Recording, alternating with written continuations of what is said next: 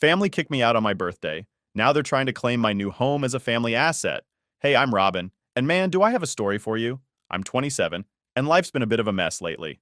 I work as a marketing assistant, which is not glamorous, but it pays the bills. Well, some of them. I live with my parents and my younger brother Tom in a not-so-great house. The place is cramped, falling apart, and always smells weird, but it's home, or at least it was. Let me start by saying I've been contributing a lot around here.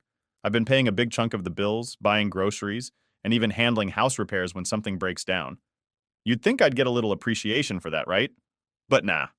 Every time I walk into the room, I hear my mom, Susan, talking down to me like I'm some failure. Robin, when are you going to get a real job? She'd say. It's like her favorite line. I mean, what does she even mean by real job? I bust my butt at work. Marketing isn't easy, but in her eyes, because I'm not a doctor or a lawyer, it doesn't count. Every time I try to defend myself, it's the same response. If it was a real job, you'd have your own place by now. Yeah, okay, Mom. And then there's Tom, my 26-year-old brother. We've never really gotten along. He's got this smug attitude, always looking down on me like he's better than I am because he has more followers on social media or whatever. He barely lifts a finger around the house. Guess who picks up the slack? Yep, me. But does anyone care? Nope. Anyway, my 28th birthday was coming up, and I was kind of excited for it despite everything. I know, dumb, right? But I really thought maybe this year would be different. I even saved up and got myself a nice cake from this fancy bakery downtown. I was imagining how we'd have a little celebration. Just the four of us. It wasn't going to be anything big, but I thought maybe, just maybe, they'd actually care. So a few days before, I sat down with my mom and dad, Mark, to talk about it. Hey, I was thinking we could do something for my birthday this weekend. Just, hang out, maybe have some cake, I said, trying to keep my hopes in check. Mom didn't even look up from her magazine. We'll see, Robin. We might have plans. Plans? On my birthday? I should have known something was up, but I didn't want to believe it. I mean, I've been living here my whole life, helping out, working hard. Why would they have plans that didn't include me? Fast forward to my birthday, and I was feeling good. I went to work, got a bunch of happy birthday messages from coworkers, and even treated myself to a new outfit. Things were looking up, right? I thought maybe, just maybe, I'd get home and they'd have a little surprise waiting for me. I don't know, a card, a cake, something, anything. But the second I pulled into the driveway, my stomach dropped. My stuff was out on the front lawn. Boxes, bags, my clothes, my books, everything, just thrown out there like trash. I jumped out of the car, my heart pounding, and rushed over to the porch. And there they were, my mom, dad, and Tom, just standing there staring at me. It was like some twisted family meeting or something. My heart was racing, and I couldn't even think straight. What's going on? I asked, trying to keep my voice from shaking. Mom stepped forward, her face cold like she didn't care at all. Robin, it's time for you to move out. You're not welcome here anymore. I stood there, frozen, like I couldn't process what she was saying. Move out? On my birthday? What kind of sick joke was this? I looked at Dad, hoping he'd step in, say something, tell me this was all a misunderstanding. But no. He just stared at the ground, his hands stuffed in his pockets like he couldn't even look at me. I felt this rush of anger and confusion. But it's my birthday! Where am I supposed to go? My voice cracked, and I hated how desperate I sounded. That's when Tom chimed in, his smirk making me want to scream. Maybe you should have thought about that before being such a burden all these years. A burden? I was the one paying the bills, buying food, keeping this crappy house from falling apart. How was I the burden? I looked at my mom, hoping, begging for some kind of explanation, something that made sense. It wasn't enough, she said, her voice sharp like a slap. We need the space, and frankly, you need to grow up. That was it. No empathy, no second chances, just cold indifference. Tears welled up in my eyes, but I refused to let them see me break down. Can I at least get my things? I asked, my voice barely above a whisper. They're all packed, my mom replied, gesturing to the boxes on the lawn like it was no big deal. You should go now. That was it. Happy birthday to me, right? I started loading the boxes into my car, my hands shaking. It felt surreal, like I was living someone else's nightmare. I wanted to scream, to cry, to ask them how they could be so heartless. But I didn't. I just kept moving one box after another, trying to hold myself together. As I finished packing up the last of my things, I turned to look at them one last time, hoping, no, praying that they'd change their minds, that they'd realize how messed up this was. Why today? Why on my birthday? I asked, barely able to get the words out. Mom didn't even blink. Consider it our gift to you. Independence. And just like that, I was gone. On what should have been a day of celebration, I found myself driving away from the only home I'd ever known, with no idea where I was headed. I ended up at some cheap motel, the kind with a flickering neon sign out front, spending my birthday alone, surrounded by my hastily packed belongings. I sat there, staring at the ceiling, wondering how the people who were supposed to love me could be so cruel. How could they do this to me, their own daughter, on my birthday? That night, I made a promise to myself. I would never rely on them again. I would pick myself up, no matter how hard it got, because clearly I was on my own now. After that whole birthday fiasco, I felt like I'd been hit by a truck. It wasn't just about getting kicked out, though, yeah, that sucked. It was realizing that the people I thought were supposed to have my back just didn't care. I spent that night in a dingy motel, trying to wrap my head around it all, but there was no making sense of it. So the next day, I did the only thing I could think of. I threw myself into work. I mean, what else was I going to do? I couldn't just sit around feeling sorry for myself. I had bills to pay, and now I needed to find a place to live. My boss, Hannah, noticed pretty quickly that something was off. I was at the office at all hours, hunched over my laptop, answering emails like a robot. She's sharp, and it didn't take long for her to pull me aside. It was late, and the office was practically empty when she found me at my desk. "Robin, can we talk?" she asked, leaning on the edge of my cubicle.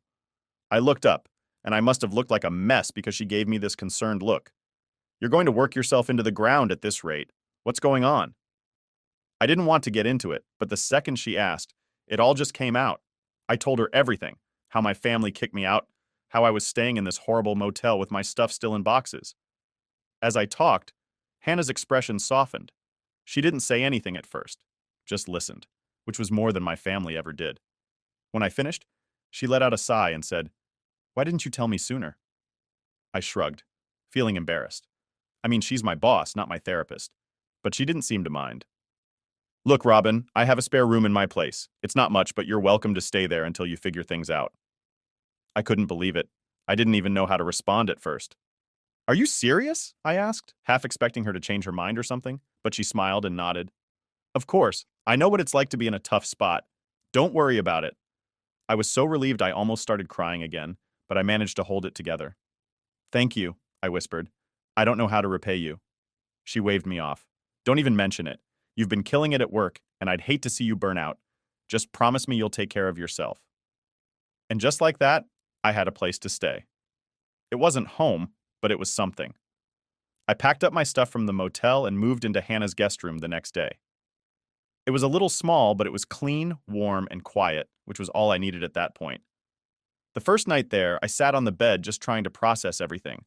I felt a little better, but there was still this hole in my chest, like everything I thought I knew had been ripped away. But I didn't let myself wallow for too long. I threw myself into work even harder if that's possible. Hannah wasn't kidding when she said she'd push me harder, but honestly, I appreciated it. It kept me distracted. I took on more freelance gigs too. I figured the more money I could save, the faster I could get out on my own. It wasn't easy though. There were nights where I stayed up until 3 a.m., just staring at my computer, trying to crank out designs while my mind kept drifting back to my family. I kept thinking, maybe they'd call, maybe they'd apologize, maybe they'd realize they messed up. But no, nothing. Radio silence. During all this, my best friend Mike was a godsend. We'd been friends since college, and even though we weren't living in the same city anymore, we'd always stayed close. I told him what happened, and he was furious. "I can't believe they do that to you," he said during one of our calls. "You deserve better." He wasn't wrong, but it still stung. "Yeah, well, it is what it is," I muttered. "I just got to keep moving forward." Mike, being the joker he is, tried to lighten the mood. "You know what would really piss them off?" he said with a laugh. "You becoming wildly successful and rubbing it in their faces." I laughed, but the idea stuck with me. Not that I wanted revenge or anything. Okay, maybe a little, but mostly I just wanted to prove to myself that I didn't need them. I could make it on my own. So that became my mission. Work harder, save more, and eventually get out of Hannah's guest room and into a place of my own. Over the next few months, things started looking up. My designs were getting noticed by bigger clients, and I was bringing in more money than I ever had. I kept telling myself that every late night, every all-nighter was worth it. And honestly, it was. Slowly but surely, I was rebuilding my life, one project at a time. I started to feel like maybe I didn't need my family after all. Sure, it hurt, and it probably always would, but I was proving to myself that I could survive without them. I wasn't just surviving, I was thriving. And that felt good. One day, Hannah pulled me into her office with this huge grin on her face. Robin, I've got some good news, she said. How does a lead designer sound to you? With a raise, of course. I was speechless. Are you serious? I blurted out, feeling like I might pass out from excitement. Dead serious, she said, still grinning. You've earned it. You've been doing incredible work, and it's time to recognize that. I couldn't believe it. Lead designer? Me? I felt like all the hard work, all the sleepless nights, all the stress, it was finally paying off. Thank you, I managed to say, still in shock. Don't thank me yet, she said, winking. You're going to have a lot more responsibility now. I didn't care. I was ready for it. This was what I'd been working for. With the raise and all the freelance gigs I'd been stacking up, I was finally in a place where I could start thinking about my next move. Literally.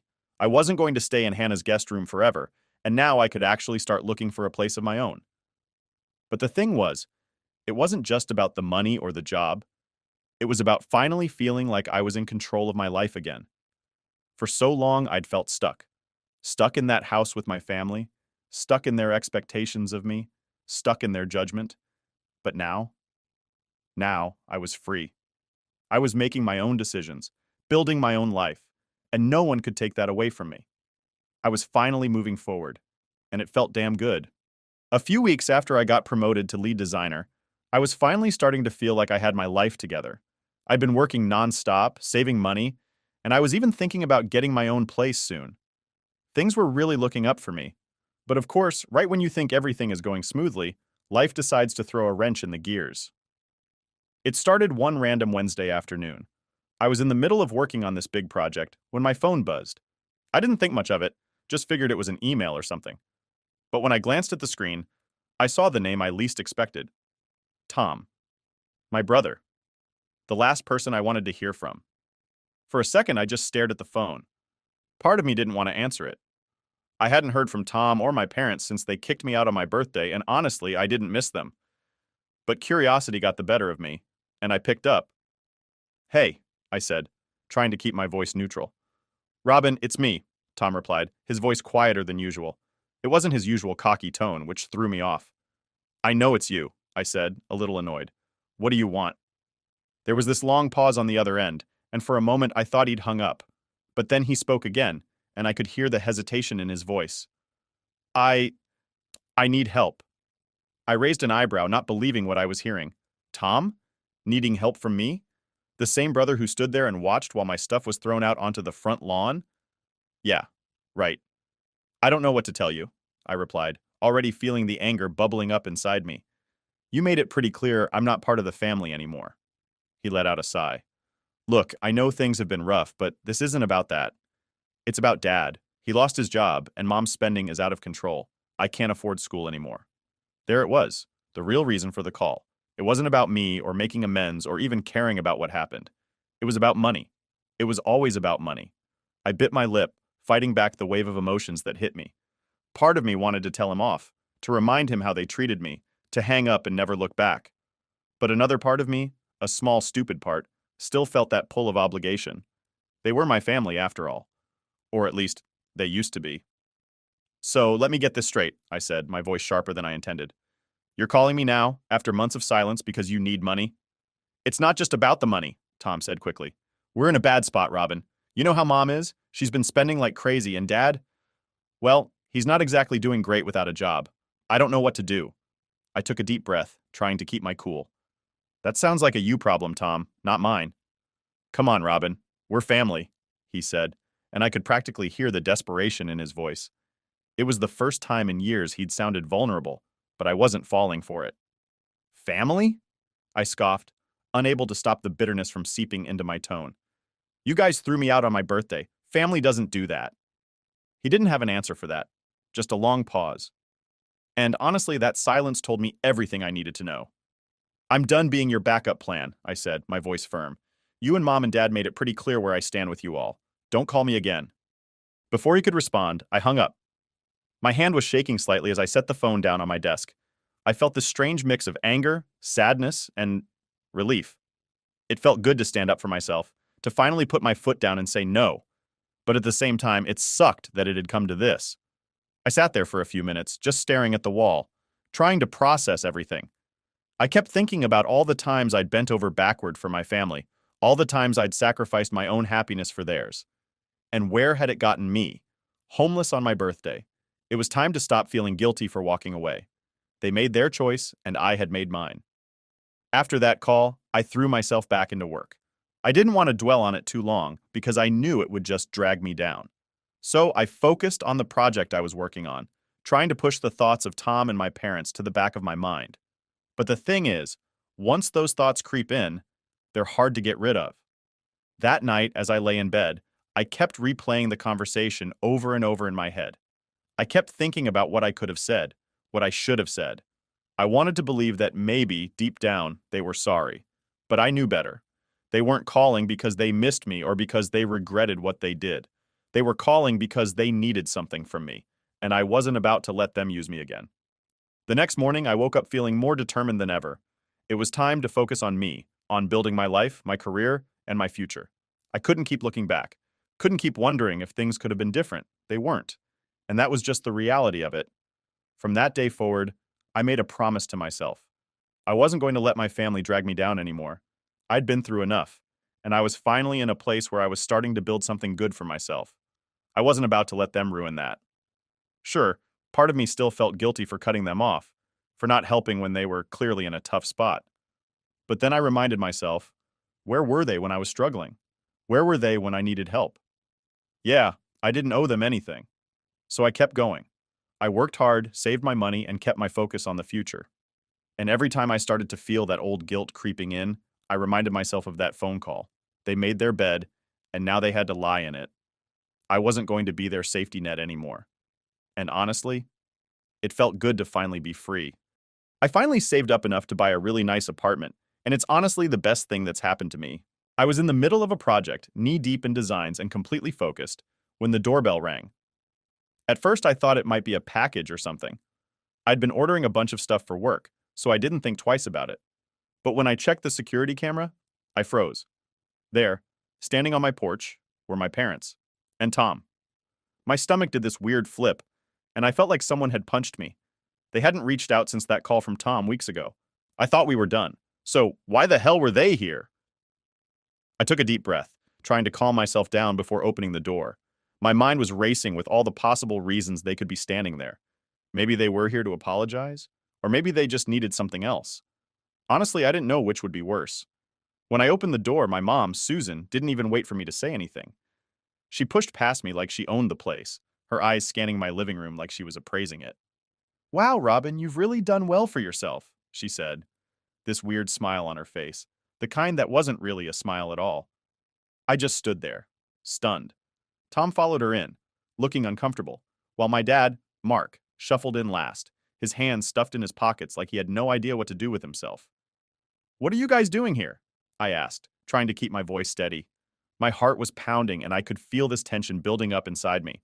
I knew this wasn't going to be a good conversation, but I was hoping, maybe, just maybe, I was wrong. Mom turned around, that fake smile still plastered on her face. "We're here to talk about living arrangements." I blinked, confused. "What?" Dad cleared his throat, and for the first time since they'd arrived, he spoke.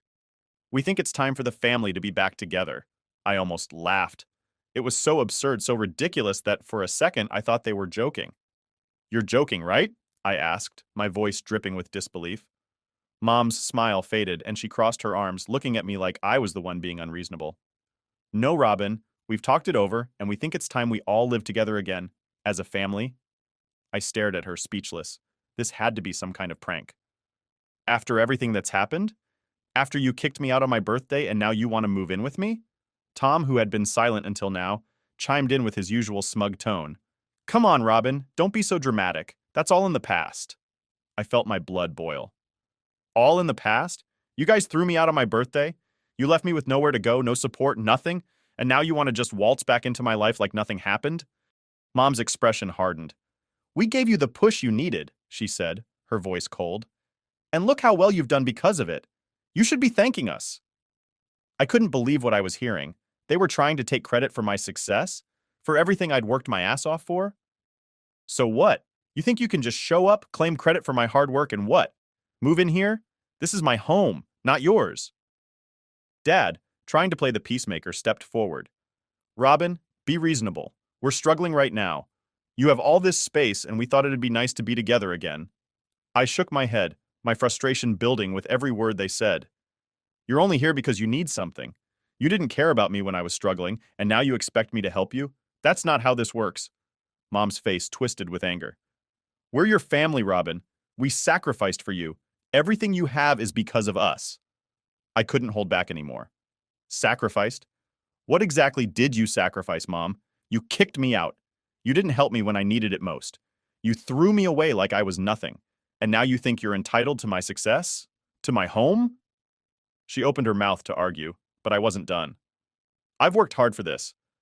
I've built this life for myself with no help from you. You don't get to walk in here and claim anything. Tom rolled his eyes. God, Robin, stop being so selfish. We're just asking for a little help.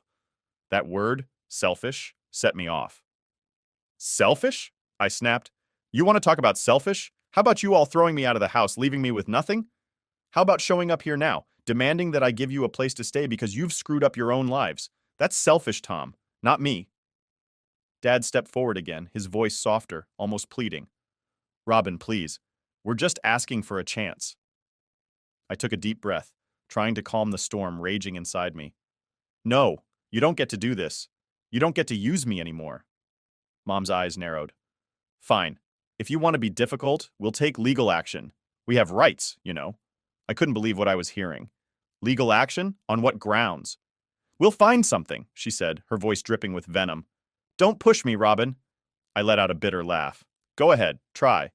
But let me tell you something. This is my house, and you have no right to it.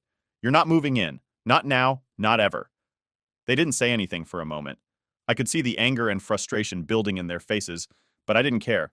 I wasn't backing down. Finally, I walked over to the front door and opened it wide. Get out, I said, my voice steady. Now. They hesitated for a moment, but I stood firm, waiting for them to leave. Mom huffed, shooting me a look full of hatred before marching out. Dad followed her, looking like he wanted to say something, but he didn't. And then Tom, who just shook his head in disbelief, walked out without another word. As soon as they were gone, I closed the door and leaned against it, taking a deep breath. My heart was still racing, and my hands were shaking, but I felt this weird sense of relief, like a weight had been lifted off my shoulders. I wasn't going to let them take advantage of me anymore. Not now. Not ever. After I kicked my family out of my house, things got quiet again. I'm not going to lie, it was a relief. For the first time in a long time, I felt like I had control over my own life, like I wasn't constantly waiting for the other shoe to drop. But deep down, I knew that wasn't the end of it. My mom had thrown out that threat about legal action, and even though I didn't think she had anything to stand on, I couldn't shake the feeling that they weren't done trying to weasel their way back into my life. A few days later, I got a call from Mike. He's one of my closest friends, and lucky for me, he's also a lawyer. I had mentioned the whole situation to him in passing, but I hadn't gone into all the details. Now that my family had crossed the line, I figured it was time to get some real advice. Hey, Robin, Mike said when I answered. You free to talk? I've been thinking about your situation. Yeah, sure, I replied, suddenly feeling a bit anxious. What's up? I've been looking into your parents' situation a bit more, he said, his tone getting more serious. I know you mentioned that they've been struggling financially and you're worried they might try something shady. Well, I did some digging and it turns out they're in deeper trouble than you thought. My heart sank. I didn't want to hear this, but I knew I needed to. What do you mean? I asked. There's a history of financial issues, Robin. Tax problems, debt. It's not just that your dad lost his job and your mom's been overspending. They've been digging themselves into a hole for years. And now that you've made it clear they can't rely on you, they're getting desperate. I sat there, processing what Mike was saying.